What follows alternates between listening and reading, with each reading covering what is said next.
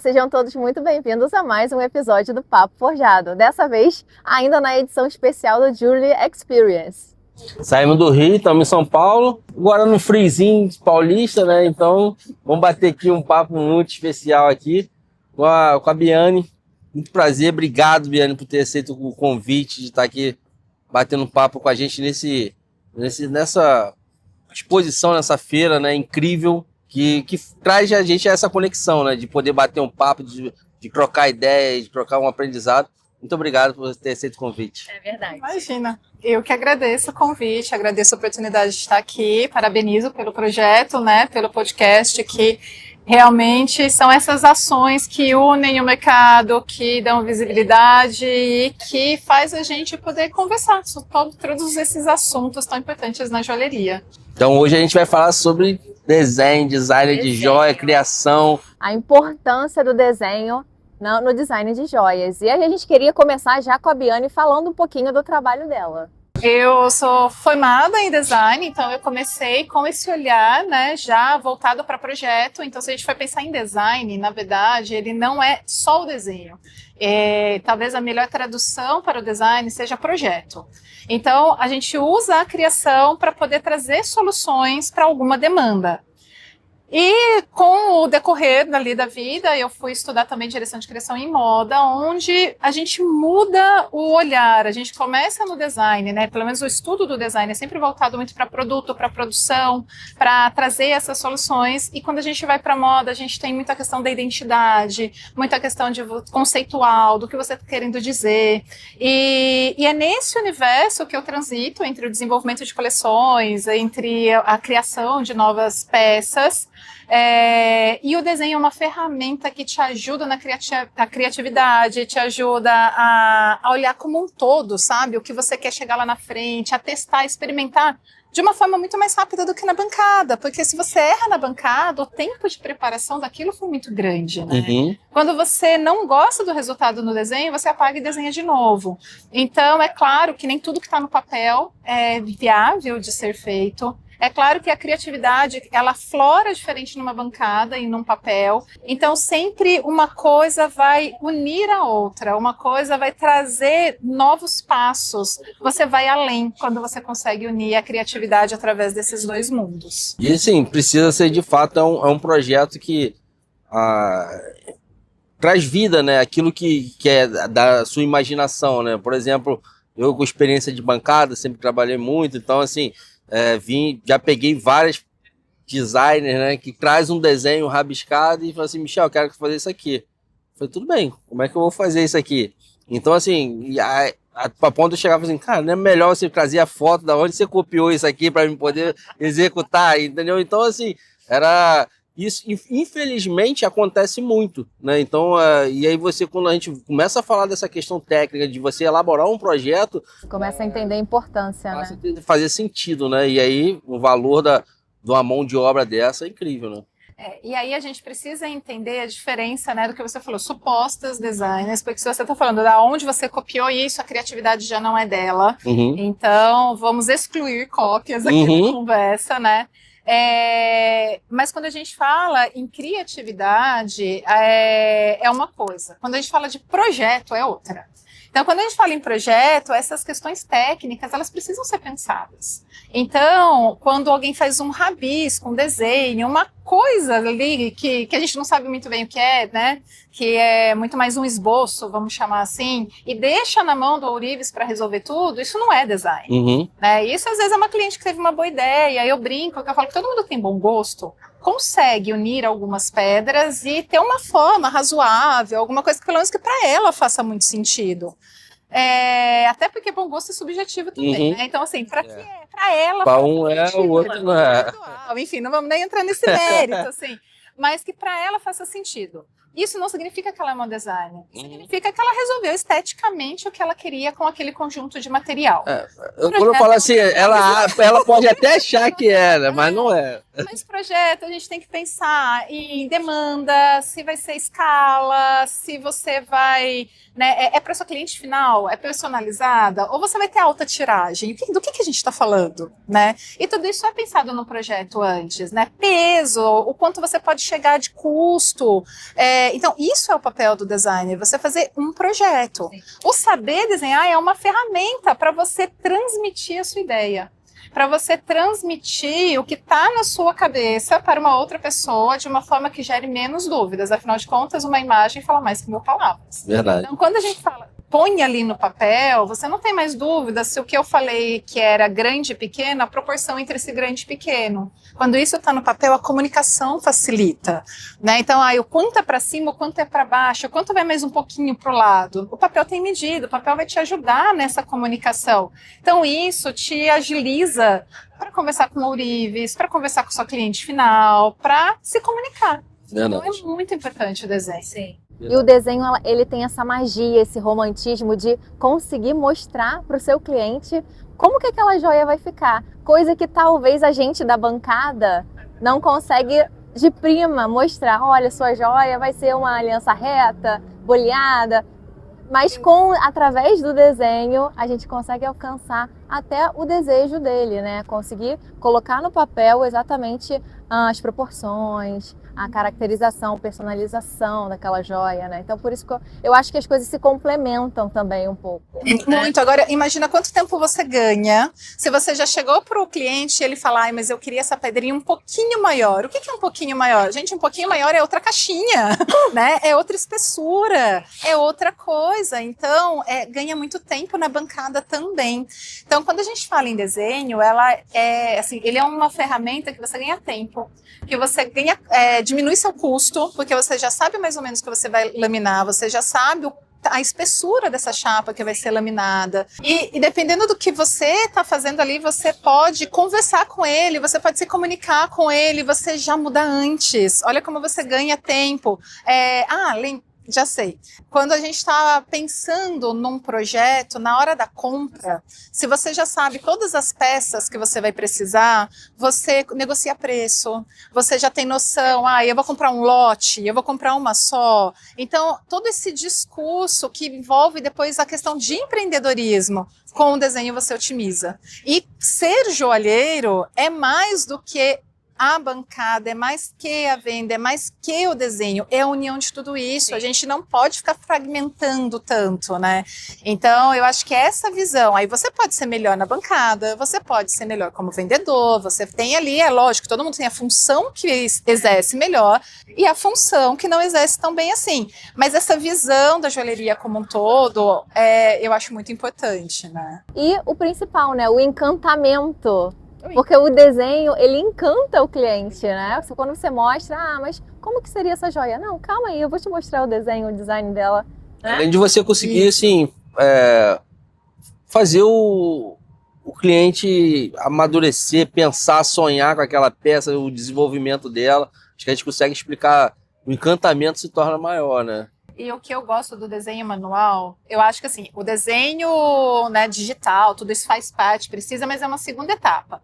O desenho manual é esse encantamento. Você senta com o cliente e desenvolve, você mostra que foi feito para ele. É algo que vem mais de dentro, tem o gestual, é a mesma coisa da peça da bancada. Ela tem essa aura diferente, né, da peça industrializada. Então esse desenho manual também, ele tem esse encantamento, ele chega no coração diferente.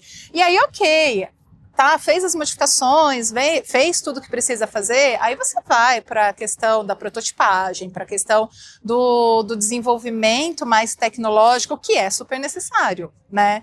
Mas acho que cada coisa tem seu momento, então a gente não pode excluir as questões, a gente tem que tentar unir tudo que está disponível, cada coisa no seu momento ideal, para cada projeto muda. Então isso que eu acho muito legal, assim, tem coisa que é personalizada, mas que você precisa para tecnologia, tem coisa que é em escala, mas às vezes o manual dá conta. Então o que é o quê? Cada projeto é uma história.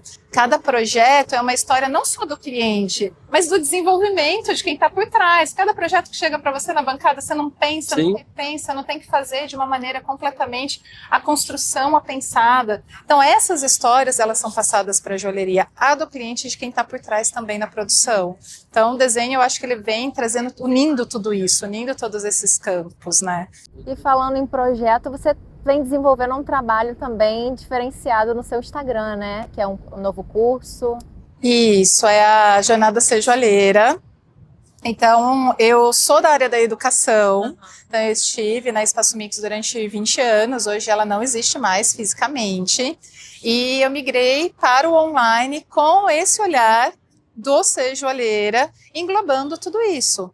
Então, eu não, dentro do Ser Joalheira, não tem nada de execução, não tem ourivesaria, a gente explica os processos, mas não tem a parte de ourivesaria, eu acho que isso é muito importante deixar claro, né? Mas, além de desenhar, você vai entender o que você está desenhando. Você não vai só desenhar um diamante. O que são os 4 Cs do diamante? Você não vai só fazer o desenho. O que é a joalheria de bancada? O que é uma fundição? O que é uma estamparia? O que é uma impressora 3D? O que é um rino? Então, todas essas questões a gente conversa. E o que eu mais gosto desse curso, né, e aí que me encanta, é que tem todo um trabalho de desenvolvimento de personalidade. Porque a gente sabe que hoje conversar com o público é fundamental para o sucesso.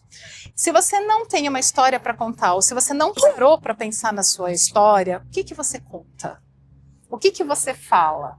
Então, quando a gente entende a própria personalidade, o que a gente entende, o que a nossa marca vende, além da própria joia, esse discurso ele fica mais natural, ele fica com maior alicerce. Só que você descobrir o que você vende por trás da joia é um trabalho quase psicanalítico. A pessoa tem que mergulhar ali dentro, aceitar as próprias limitações e diferenças que às vezes ali está o potencial no que ela sempre escondeu.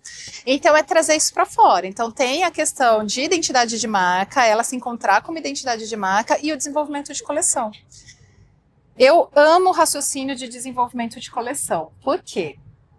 Para você fazer uma peça que você tem todo esse conceito por trás, você testou material, você construiu uma história, você pesquisou sobre aquele assunto, quantas horas você ficou em cima para você achar um assunto que tem a ver, para você achar o material, às vezes você faz um monte de experimentação, testa acabamento, enfim, você fez lá todas aquelas suas horas para fazer uma peça. Você não poderia diluir isso em várias peças com a história complementar, e contando e desenvolvendo tudo aquilo. Então, eu gosto muito do desenvolvimento de coleção para isso, porque você consegue trazer a narrativa que você demorou muito para construir para várias peças diferentes. E quando a gente olha para essa coleção como uma família, né, o termo coleção, às vezes a gente pensa muito na moda, né? Assim, vai ter validade, depois não vai valer mais. Mas quando a gente traz para a palavra família, faz mais sentido. É a mesma coisa, você desenvolveu aquele grupo, mas você pode ir oxigenando. Então você olha com um olhar de empreendedor, eu acho que essa é a grande diferença, você entender que hoje, para viver de joalheria e você ter a sua marca, é uma mistura de olhar de empreendedorismo. E quando você olha para essa coleção, você começa a analisar, poxa, essas peças não venderam. Como em toda família, tem gente que vai embora enquanto vem gente nova.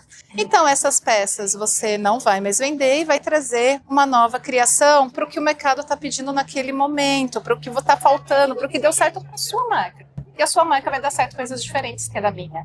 Então, quando a gente começa a olhar com esse olhar de família, faz todo sentido. Você oxigena, você renova essa pesquisa durante anos, anos e anos, através das novas peças que vão chegando, mas você já tem tudo isso renovado. Sim.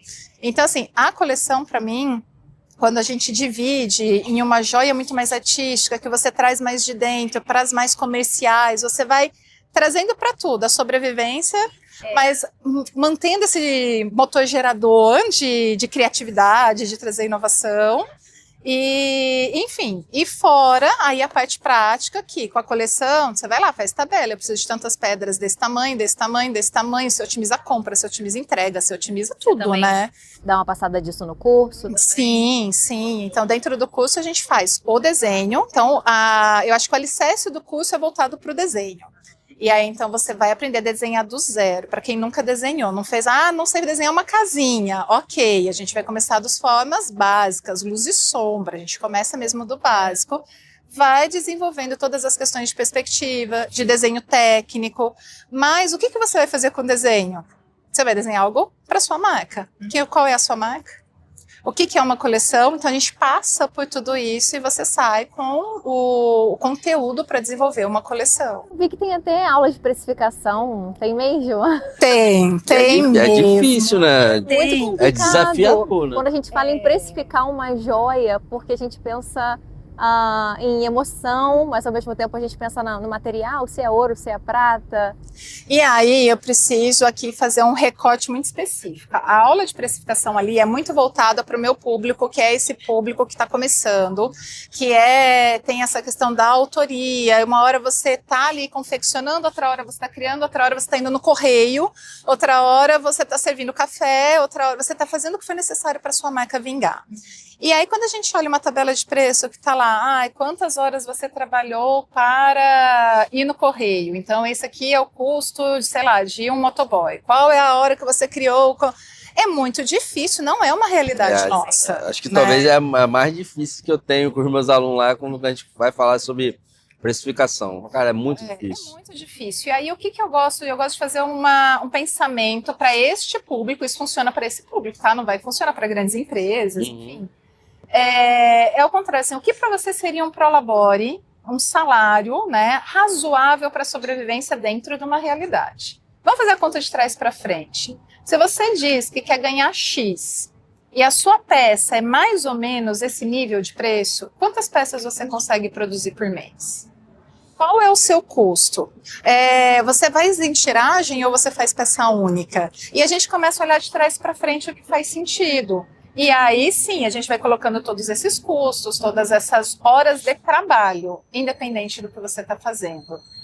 Se isso vai ser diluído em escala, borracha eu preciso dividir para quantas peças? Quantas eu suponho que eu vou fazer? Mas tudo bem, então eu vou diluir, eu vou vender 10, mas no mês eu só estou conseguindo vender uma. E aí? A conta continua no mês. Então essa proporção, a gente discute muito tudo isso. Principalmente para quem está começando, que está totalmente perdido, não sabe.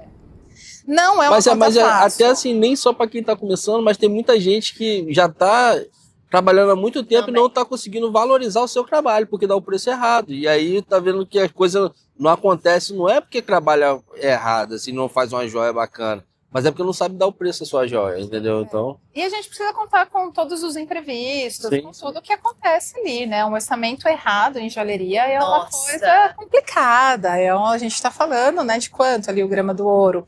Então, tudo isso, mas assim, o foco não é a precificação. A precificação vem no final, é um bônus. Tanto que antes era a parte, era só ao vivo ali para os alunos, que aí o que acontece? Todo mês a gente faz uma aula ao vivo pelo Zoom, então tem toda a parte gravada, mas todo mês a gente se encontra no Zoom com suporte para quem quiser participar e pode mostrar os desenhos, a gente discute o desenvolvimento de coleção, a gente discute o assunto que os alunos vão trazendo ali que, né, ficou ainda de dúvida, que quer conversar. Então isso traz uma proximidade muito grande. Então começou com isso. E aí, no final das contas, eu falei, então tá bom, eu vou disponibilizar dentro do curso, mas é nesse formato, para quem está começando, é uma precificação que a gente está falando de outra visão. Não é aquele, vou colocar uma margem em cima, não, a gente está tentando raciocinar se o que você está me falando tem coerência, porque na primeira planilha que eu abro no Excel com as respostas, a gente já vai ver, não fecha a conta, não dá. Eu costumo até falar assim, quando a gente falou sobre precificação, é como se fosse duas colunas, de A a D. Uma coluna é onde você está, onde você se entende que está, no A, B, C ou D. E a outra é para o público que você está vendendo, certo? Então, assim, se você está no D, você não vai vender para o A nunca, tá entendendo? Então, o máximo é entre um e o outro você vai conseguir, uma casinha e outra você vai conseguir ele trocar ideia. Mas você precisa ter uma situação real da onde você está. O que você foi onde? A sua capacitação, o seu talento de fato de poder fazer, a qualidade da sua peça, para você poder se colocar nesse local, nessa coluna, para depois você poder atingir a outra coluna. Aí você consegue Então, assim, não é uma matemática exata, né? Não é, e quando a gente fala, de um público, eu brinco que é A mais estrelinha, os custos são outros, Sim. porque o custo não é só da peça, né? O custo é da comunicação, é da postura, é do evento, é da embalagem, é a gravação é diferente, você tem que estar tudo trabalhando de uma linguagem de alta joalheria e tudo isso vai ser muito mais caro. Uhum. Então, não é uma matemática lógica, né? Uhum. Tem muitas interferências, então é claro que não existe uma resposta única, cada um vai adaptando. Não é uma receita de bolo, né? Não existe receita de bolo para precificação. Mas o que existe de receita de bolo é o mínimo que você tem que vender, abaixo disso Sim. você tem prejuízo. Né? E que não é só os seus custos vezes hora, né? Tem todo... Nossa, não é só comprar 50 e vender 100, pelo amor de Deus. E da onde a pessoa tirou que o vezes 2 resolve para ela, né? Então, às vezes, essas questões, poxa, depois de muito tempo de experiência, você pode até saber o vezes quanto resolve para você. Mas até você chegar nesse número, não é assim, aí alguém me falou que eu tinha que dobrar o valor. Tá, mas ela falou isso a partir de quê? Baseado em quê? Dobra o valor de uma turmalina Paraíba de, sei lá, 5 quilates e dobra o valor da peça em prata, levinha, feita à mão, de uma zircônia. A gente está falando de outras questões, mas e a responsabilidade da outra pedra também se quebra numa cravação? E aí? Então, tudo isso tem que ser muito ponderado. E quando você está ali, já conversando com o cliente, que você já desenhou, ele já aprovou, olha quanta coisa você resolve mais fácil. Né? As espessuras, aí eu quero um pouquinho maior, poxa, a chapa tem que ser mais grossa, né? Então, tudo isso, o desenho ajuda muito. Ajuda depois para você passar orçamento, ajuda para você conversar, fazer as mudanças que ele quer, ajuda para encantar. Enfim, eu sou apaixonada pelo desenho porque, para mim, me ajuda inclusive a criar. Dá uma liberdade, que eu falo que é a brincadeira do e se. E se eu aumentar aqui e diminuir ali na bancada, você vai perder pelo menos algumas horas. No desenho, você faz um rabisco e fala, putz, essa proporção não ficou boa. Então, deixa eu tentar diferente. E se eu fizer assim ou assado, você rabiscou não sei quantas folhas, até o seu cérebro muda a maneira criativa. Tem uma hora que o clique é muito, muito legal, assim, que eu vejo algumas pessoas, que eu faço essa brincadeira do e se mesmo, põe cronômetro para os alunos, faz outro desenho. Tem gente que no começo não consegue fazer, trava, porque quer sempre que saiu bom. E a criatividade não é primeiro no bom. Primeiro é esvaziar tudo que você já viu, e aí no papel você vai desenhar um monte de coisa, às vezes que você não vai usar para nada. Quando o cérebro vira chavinha, assim, muda, aí essa criatividade vem na experimentação. E aí você vai desenhando, você vai testando, você vai chegando a conclusões de coisas que você ainda não viu, que aí sai de dentro de você. Mas se você não desenhou muito, provavelmente seus primeiros rabiscos, suas primeiras ideias, é o que você viu diferente. É meio que fazer uma cópia mudando de redondo para quadrado. Gente, desculpa a todos, tá? Perdão, mas o que era oval e você fez redondo, você continuou copiando, né? Quando sai de dentro, a gente sabe. Então, quando é uma criação nova, a gente sabe. Então, é esse o processo que o desenho ajuda a desenvolver. Aí uma pergunta que eu tô aqui pensando. A inteligência artificial, ela é amiga ou vilã? Depende da hora que você usa. Tá? Então, assim, eu não fiz milhares de testes, mas o que para mim funciona, lembrando que somos seres humanos diferentes, né? Então, assim, eu gosto primeiro de desenhar muito, achar a forma, achar a solução criativa e o conceito. A partir do momento que você já tem um desenho, você tem aquele esboço estruturado, não um rabiscão, mas um desenho mais estruturado, se você tira a foto e pede para ele transformar aquele seu desenho numa imagem realista, nossa, é fantástico. Você vê aquela modelagem 3D criada em segundos na sua frente, né? Então, para isso eu acho muito legal, ajuda a comunicação com o cliente também. Agora, colocar na inteligência artificial para criar para você, eu ainda me assusta, tá? Não sei te dizer o que vai acontecer, como vai ser para mim, como eu gosto muito da parte criativa, como para mim esse meu motor gerador, assim, está no criar, está no desenvolver, achar essas conexões. Pedir para o computador fazer para mim perde sentido. Perde sentido. Mas para outras pessoas pode ser que tragam novas ideias, eu não sei. Aí vai de como cada cabeça funciona. Eu te confesso que eu tô raciocinando isso agora. Assim, eu não tinha imaginado ainda você falando aqui, veio essa ideia da inteligência artificial que, assim, é usada para quase tudo hoje, né? E aí eu tô aqui pensando, porque, de fato, se você manda a inteligência artificial fazer um negócio para você, não é você que está fazendo, certo? Mas, em outro ponto, como você citou um exemplo, de você poder usar a inteligência artificial para aperfeiçoar aquilo que você está criando, entendeu? Então, acho que é como uma faca, né? Pode ser feito por bem, por mal, entendeu? E é isso, eu acho que a pessoa tem que... E aí, quando ela se autoconhece, né? Por isso que eu falo da questão da marca, de você olhar para dentro, você sabe aonde a joalheria te apaixona. E aí você sabe aonde você vai encaixar a inteligência artificial para te ajudar e não para te anular. Se eu usar a inteligência artificial para criar por mim, eu estou me anulando, eu acho que eu não duro meses mais na joalheria. Agora... Até porque você não está criando, né? Você está pedindo... Eu estou pedindo para alguém criar. Pra você? Assim, eu não sei. Apesar que, assim, fazer um bom prompt, também você precisa de uma parte intelectual, de conhecimento do que você está escrevendo. Então, assim, não dá, eu não consigo julgar ainda. Eu acho que vem muitas mudanças, vem muitas questões que é muito difícil a gente pensar nisso. A minha maneira, que para mim, por enquanto, hoje está confortável, é pensar nisso. Eu crio, eu desenvolvo todos os meus esboços, eu faço uma ilustração um pouco melhor e aí eu peço para ele transformar isso numa imagem realista. E aí é um trabalho fantástico, você encanta o cliente, ele não tem mais dúvida do que você está querendo, se aquele seu risco era vazado, era para cima, era para baixo. Então, para isso funciona muito bem. Para mim. Para outra pessoa, às vezes, com um prompt do que eu tô pensando mais ou menos, ele dá o start e você desenvolve, continua desenvolvendo, pode ser que funcione. Então, tem que ver para cada um, o que faz sentido, né? Do mesmo jeito que tem muita gente que trabalha com referências do que já existe, então se você trabalha com referências de outras áreas e transforma numa joia, faz parte da criatividade. Se você pega lá aquele monte de joia pronta e vai caçando um pedacinho, depende do que você achar de resultado, pode ser que realmente você traga criatividade ou você só copiou diferente. Não dá para julgar, a gente tem que ver, analisar o processo de cada um. Por que não usar como referências? Então, olha, o que seria aí? Você faz um painel das referências que não existem ainda e desenvolve em cima daquilo. Seria um caminho? Não sei. Para mim, não faz sentido, porque o meu desafio é achar esse ponto, aonde ele chega, né? Você tem todas essas informações. Aí achei uma solução que fez sentido para mim. Aí, ok, eu comecei a trabalhar com inteligência artificial. Mas ela achar esse ponto de conexão por mim, para mim não faz sentido. Para outra pessoa pode fazer. Não é certo ou errado. Eu acho que a gente está num momento que todo mundo está experimentando. Né? Ninguém sabe ainda como usar, para onde vai, como vai ser. Então, qualquer resposta de qualquer um são experimentações e ainda muito individuais. Então, é muito inconclusivo ainda, né? Mas não pode ser ignorado. Não, Agora, a pergunta que vale R$1 milhão. Vou cobrar. Na conta do Papo Forjado.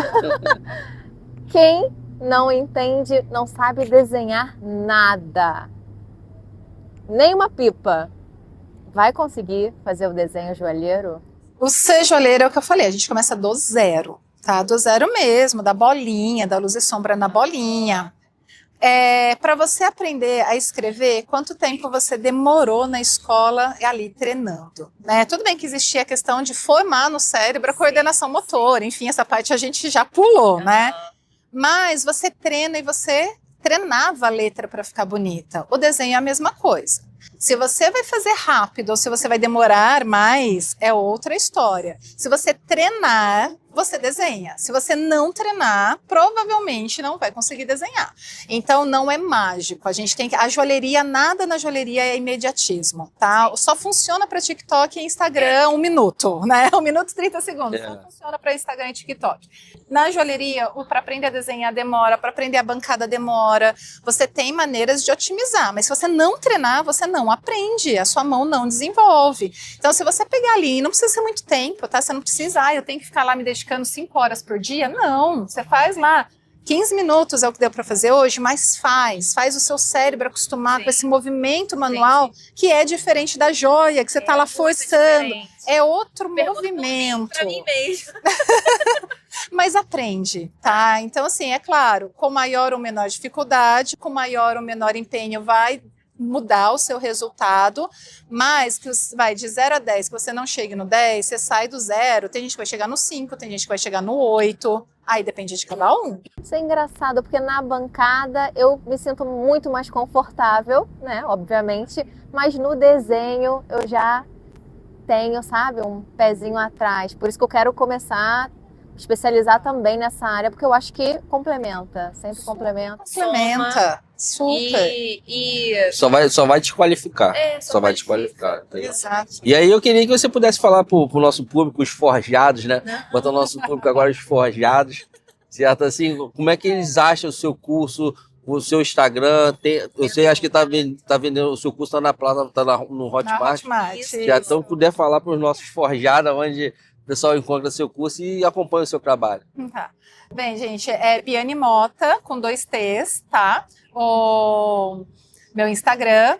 E, enfim, lá no Instagram você vai na bio, tem o link já para compra direto, tanto da Jornada Sejoalheira, que é esse mais completo que eu tô falando para vocês. Tem o de desenho de joias, que aí eu cortei todas essas outras questões e é focado só no desenho, então é específico só para desenho. E tem ali também o link para vocês entrarem no grupo de WhatsApp, onde eu envio as informações quando abre turno, o que está acontecendo no mercado, cupom de desconto, tinha super cupom, né, para o evento. Teremos cupom. Vai ter o cupom também no Papo Forjado também. Então, tá vendo? Tudo isso é lá no grupo de WhatsApp. Então, entra, é Biane Mota com 2 T's no Instagram. Lá no link da bio vocês vão encontrar tudo certinho, inclusive, né, o número do WhatsApp para conversar diretamente comigo. Quem responde sou eu mesmo. Querida, um prazerzão. Nossa, Biane manda muito bem, né, cara? E eu fiquei super na vontade. Vamos nos com certeza, imagina, que agradeço. Estou muito feliz e vamos lá, os forjados agora já sabem onde encontrar a Biane. E acho que é só o primeiro contato que a gente está tendo, a gente vai fazer, se Deus quiser, muitos trabalhos juntos. A Biane vai estar sempre aparecendo ali no Papo Forjado de maneira online. A gente vai dar um jeito de poder também estar sempre mostrando o trabalho, porque é isso que a gente busca no Papo Forjado, mostrar bons trabalhos, certo? Então, infelizmente, a gente ainda tem muita gente que aparece ali na internet querendo, né, mostrar um trabalho que não é confiável, e quando a gente vê alguém que já tem uma vasta experiência, é um trabalho bacana de quem que ama mesmo, é isso que a gente quer, esse é o nosso objetivo, do nosso podcast. Então, obrigado demais pela presença. Pro time. Mas é pro time. Então, olha, depois desse seu discurso, é uma honra estar aqui, agradeço de coração. E, enfim. Qualquer dia desse você tá no Rio lá com a gente no nosso estúdio lá, conhecendo também nosso espaço lá, tá bom? Com certeza. Então, meus forjados, ó, Fica por aqui. forte abraço nessa noite paulista agora. Tchau. Tchau, tchau.